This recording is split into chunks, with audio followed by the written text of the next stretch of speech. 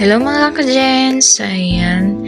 Finally, nakakuha ko na rin po ang aking Google AdSense PIN and ito na nga.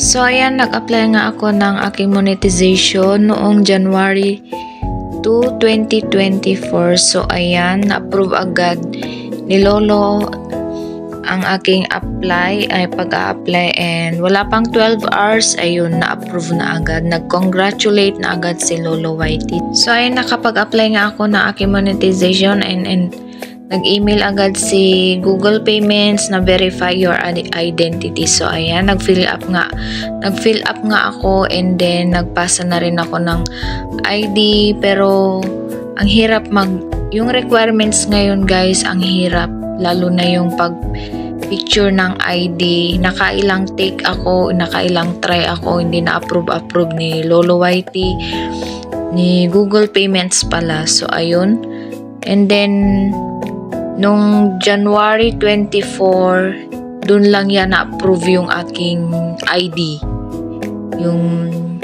Kasi nakailang try ako and then ayun, na-approve din ng January 24. So ayan. And then January 25, nag-email agad si Google AdSense na meron na daw yung aking Google AdSense PIN. So ayun, pinumuntahan nga ng aking asawa after 1 week sa post office. So ayun, wala pa nga. And then February 9 pa lang dumating sa post office ang aking Google AdSense PIN. So ayun.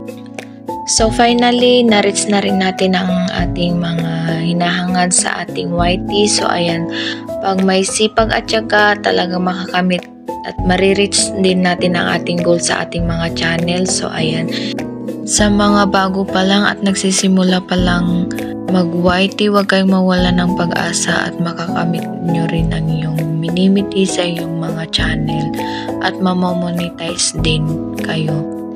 So finally, monetize na nga ang aking channel and thank you sa lahat ng mga tumulong, sa lahat ng mga support nyo sa aking channel. Kung di dahil sa inyo, hindi ko makakamit ang aking minimithi sa aking channel. So ayan, thank you so much. I love you all guys and keep safe always and to God be the glory.